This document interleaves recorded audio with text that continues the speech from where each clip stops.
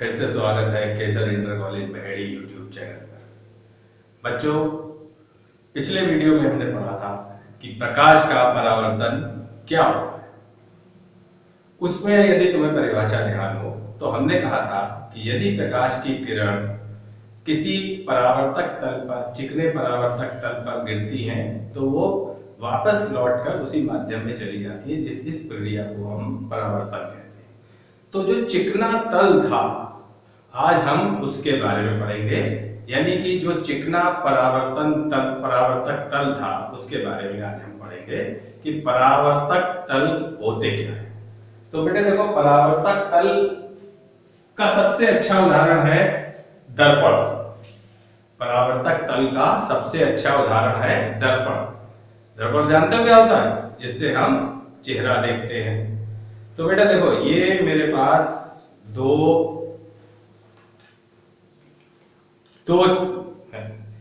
चीजें हैं, दोनों दर्पण है, ठीक है। अब दर्पण में क्या होता है कि हम अपना चेहरा देख सकते हैं, ठीक है, यानी कि इसमें परावर्तन होता है, ठीक है। तो अब क्या है, जो परावर्तक तल है वो कितने प्रकार के होते हैं? अपने कोर्स में है, दो प्रकार के होते हैं। एक समतल दर्पण है और एक गोलीय दर्पण है। गोलीय दर्पण यानी स्फेरिकल मिरर जो होते हैं वो दो प्रकार के होते हैं, अवतल दर्पण और उत्तल दर्पण। अवतल दर्पण और उत्तल दर्पण। अब बेटा ये जो समतल दर्पण है, बहुत सी किताबों में इसके बारे में ज्यादा नहीं दिया है, लेकिन मैं चाहता हूं कि इसके बारे में आपको पता होना चाहिए कि समतल दर्पण क्या होता है और समतल दर्पण का जो प्रतिबिंब बनता है उसकी क्या क्या क्वालिटीज हैं या क्या क्या गुण हैं। तो आइए शुरू करते हैं समतल दर्पण। शुरू करते हैं समतल दर्पण। देखो बेटा, दर्पण बनाने के लिए क्या होता है, हम कांच होता है, साधारण कांच, अगर हम उस पर प्रकाश डालें तो क्या होगा, उसकी जितनी किरणें हैं सीधी बाहर निकल जाएगी, प्रतिबिंब बनेगा ही नहीं। तो हम लोग क्या करते हैं, कांच के पीछे, उस कांच के टुकड़े के पीछे या तो सिल्वर का मतलब चांदी की पॉलिश कर देते हैं, या एल्युमिनियम की पॉलिश, या किसी चमकदार चीज की पॉलिश कर देते हैं। अब तुमने देखा होगा, जो हम लोग साधारण घरों में शीशा इस्तेमाल करते हैं उसके पीछे एक लाल लाल पेंट होता है, एक लाल पेंट होता है। वो क्यों करते हैं कि जो चमकीला तल है, जो सिल्वर है, वो तो परावर्तक की तरह इस्तेमाल हो जाती है, लेकिन उसकी रक्षा के लिए क्या करते हैं, ऊपर से एक रेड ऑक्साइड का पेंट कर देते हैं। किसका पेंट कर देते हैं? रेड ऑक्साइड का पेंट कर देते हैं।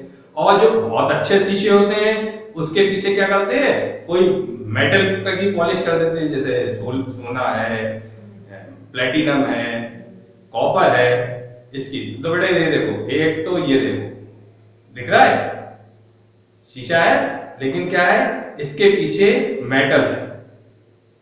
और एक ये शीशा है, इसके पीछे क्या है, एक साधारण गत्ता रखा है।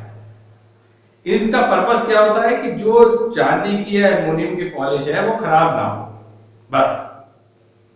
परावर्तन का काम कौन करता है? चांदी या एल्युमिनियम की पॉलिश। और उसको बचाने के लिए हम उसके पीछे रेड ऑक्साइड या मेटल का पॉलिश कर देते हैं। तो बेटा चलो पढ़ते हैं कि समतल दर्पण में प्रतिबिंब की क्या क्या गुण है। देखो बेटा, समतल दर्पण जो हम अपना चेहरा देखते हैं रोज की तरह, रोज देखते होंगे अपना चेहरा, तो उसमें क्या होता है, प्रतिबिंब सदैव आभासी तथा सीधा होता है। समतल दर्पण का प्रतिबिंब सदैव आभासी और सीधा होता है। दूसरा है, प्रतिबिंब का आकार वस्तु के बराबर होता है। जितनी बड़ी वस्तु होगी उतना ही बड़ा उसका प्रतिबिंब होगा। ये नहीं कि छोटा हो जाए या बड़ा हो जाए, जितनी सामने वस्तु रखी होगी उतना ही बड़ा उसका प्रतिबिंब बनेगा। तीसरा पॉइंट है, दर्पण से प्रतिबिंब की दूरी दर्पण से वस्तु की दूरी के बराबर होती है। दर्पण से प्रतिबिंब की दूरी दर्पण से वस्तु की दूरी के बराबर होती है। देखो बेटा, ऐसा है, जैसे ही हम अपने शीशे के सामने खड़े होते हैं, समतल दर्पण के सामने, तो जितनी दूरी दर्पण की और हमसे होती है जो प्रतिबिंब बनता है उसकी दर्पण से उतनी ही दूरी होती है। यानी अगर हम कहें तो दर्पण से, हमारे से और प्रतिबिंब की दूरी कितनी होगी, जैसे हमारी और दर्पण के बीच की दूरी है 1 मीटर।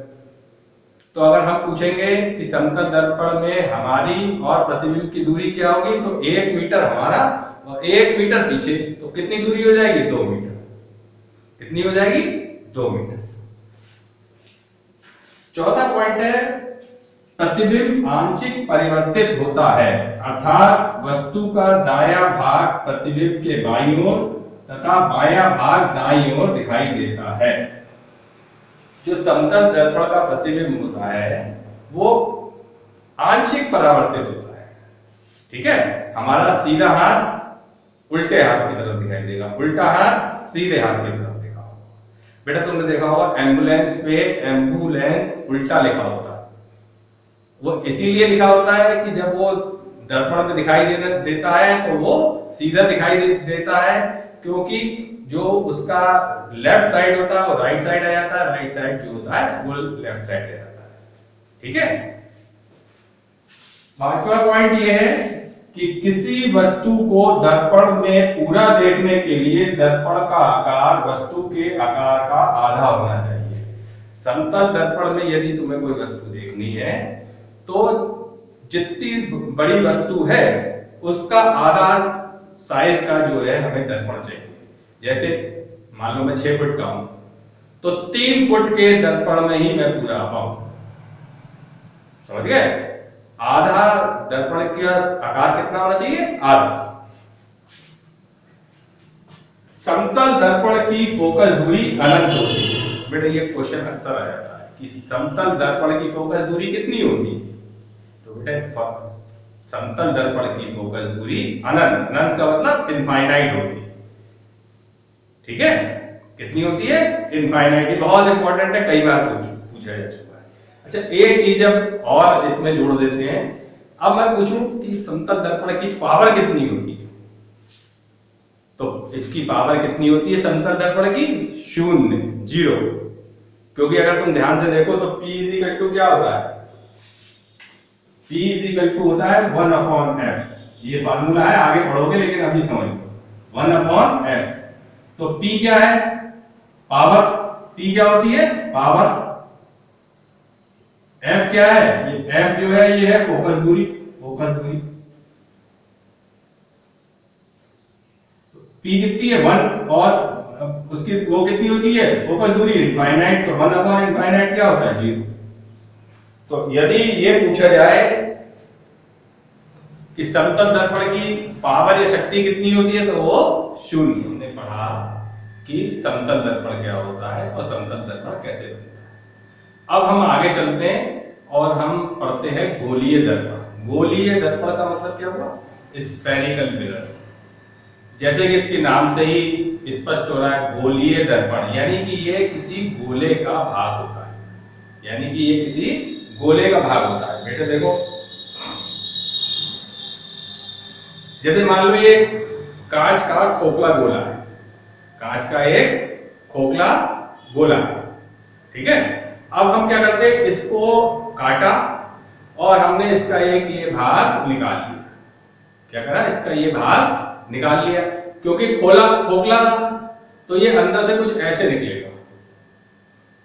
ठीक है, इस तरफ से ऐसे होगा, इस तरफ से ऐसे होगा, होगा। तो यदि हम समतल दर्पण बनाते समय हमने क्या करा था, उसके एक तल जो पीछे वाला तल था उस पर सिल्वर की पॉलिश की थी, उसके ऊपर से रेड ऑक्साइड या मेटल की प्लेटिंग की थी। वही ठीक इसमें करते हैं कि यदि हमें उत्तल दर्पण बनाना है, उत्तल दर्पण बनाना है तो हम क्या करते हैं, ये जो पीछे की गुफा है इसको हम पेंट कर देते हैं वही सिल्वर से या एल्युमिनियम से, और उसके ऊपर रेड ऑक्साइड कर देते हैं। तो परावर्तक तल क्या होगा? ये वाला हो जाएगा। और यदि हमें बनाना है कॉनकेव यानी अवतल दर्पण, तो हम क्या करते हैं, जो उठा हुआ वाला हिस्सा है उस पे वही सिल्वर और एल्युमिनियम की पॉलिश कर देते हैं और उसके ऊपर रेड ऑक्साइड की पॉलिश कर देते हैं, तो उसका परावर्तक तल ये हो गया। समझ में आ गई? ठीक है, चलिए अब हम आगे देखते हैं गोलीय दर्पण। ये गोला है, इसको हमने काटा और ये निकाल लिया, अभी आपको बताया था हमने। इस तरह से बनाएंगे, जब हम बोर्ड पे बनाएंगे तो इस तरह से बनाएंगे। देखिए ये बनेगा उत्तल दर्पण, उत्तल दर्पण, यानी इसको कहते हैं कॉन्वेक्स मिरर। क्या कहते हैं? Convex mirror. उत्तल, जिसका तल उठा हुआ हो, तो देखिए इसका तल जो परावर्तक तल है वो इधर वाला होगा, तो ये उठा हुआ है, इसके लिए कहते हैं उत्तल। और कॉन्वेक्स, वैक्स का मतलब होता है चोटी, तो चोटी जो है वो ये इस तरफ हुई।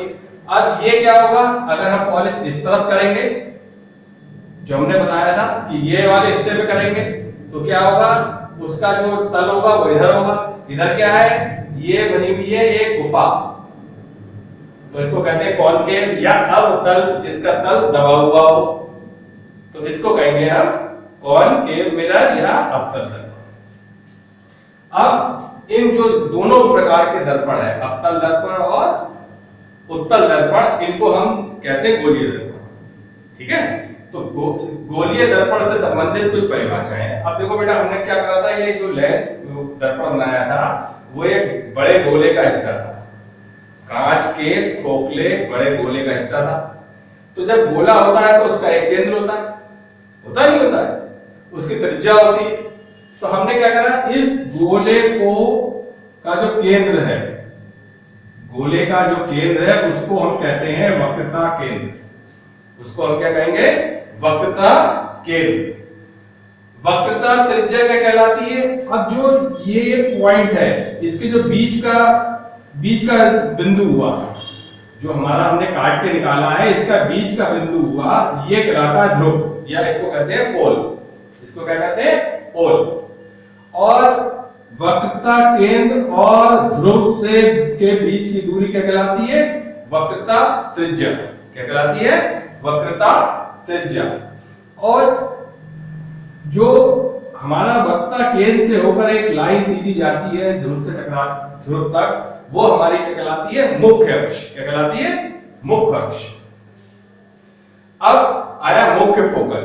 अब देखो बेटा, ये हमने एक कौन सा दर्पण है, ये बताओ, इसमें इधर की तरफ पॉलिश है, तो ये हुआ उत्तल दर्पण। कौन सा हुआ, उत्तल दर्पण। इसमें इधर की तरफ पॉलिश है, तो ये क्या हुआ, अवतल दर्पण। अब जो हमारी पैरेलल का मतलब समानांतर प्रकाश की किरणें आती हैं, वो जिस बिंदु पर एकत्रित होंगी, जिस बिंदु पर एकत्रित होंगी, मुख्य अक्ष के समानांतर चलने वाली किरणें जिस बिंदु पर एकत्र होंगी, वो उसका फोकस कहलाएगा। उसका क्या कहलाएगा, फोकस। क्या कहलाएगा, फोकस। तो अब यहां पे देखो बेटे, आई ये हमारा उत्तल दर्पण है, अब ये टकरा के वापस लौट गई। ठीक, अब तुम कह रहे हो, कहोगे कि साहब मिली तो है ही, तो हम इसको क्या करते हैं, पीछे की तरफ बढ़ाते हैं। तो मुख्य अक्ष को जहां ये काटती, दोनों बिंदु दोनों किरणें काट रही हैं, उसको हम कहते हैं फोकस। उसको हम क्या कहते हैं, फोकस। अब अवतल दर्पण में देखो, इसमें क्या होगा, समांतर किरणें आएंगी, ठीक है, और ये टकराने के बाद जिस बिंदु पर इकट्ठी हुई, यहां इकट्ठी हुई, ठीक है, तो इसको हम कहेंगे फोकस। अब फोकस दूरी क्या होती है, अब पोल से और फोकस तक की दूरी, यानी ध्रुव से और जहां किरणें समांतर किरणें इकट्ठी हो रही है जिस बिंदु पर, उस दूरी को हम कहते हैं फोकस दूरी। जैसे इसमें ये हुई फोकस दूरी। अब देखो, ये है उत्तल दर्पण, ये है अवतल दर्पण। इसमें कहां इकट्ठी हो रही है, दर्पण के पीछे, जो पॉलिश की तरफ वस्तु दे रखी जाएगी, तो दर्पण के पीछे इकट्ठी हो रही है। इसमें क्या होता है कि जिस तरफ वस्तु रखी है, किरणें उसी तरफ इकट्ठी हो रही है, पीछे नहीं जा रही। इस बात को ध्यान रखना, ये आगे काम आएगा। ठीक है, तो हम यहाँ पे क्या पढ़ा, वक्रता केंद्र। वक्रता केंद्र उस कांच के, बड़े कांच के गोले का केंद्र होता है, जिसका वो दर्पण उसका हिस्सा होता है। ठीक है, और वक्रता त्रिज्या क्या होती है, ध्रुव से वक्रता केंद्र तक की दूरी हमारी वक्रता त्रिज्या कहलाती है। ध्रुव क्या होता है, जो भी हमारा दर्पण है उसका मध्य बिंदु जो होता है वो उसका ध्रुव कहलाता है। मुख्य अक्ष क्या कहलाता है, मुख्य अक्ष होता है जो वक्रता केंद्र है उससे सीधी रेखा जो ध्रुव तक जाती है, उसको हम कहते हैं मुख्य अक्ष। मुख्य फोकस क्या होता है? मुख्य फोकस क्या होता है? मुख्य अक्ष के समानांतर चलने वाली किरणें परावर्तन के बाद जिस बिंदु पर मिलती हैं वो उसका मुख्य फोकस होता है, उसको कहते हैं फोकस।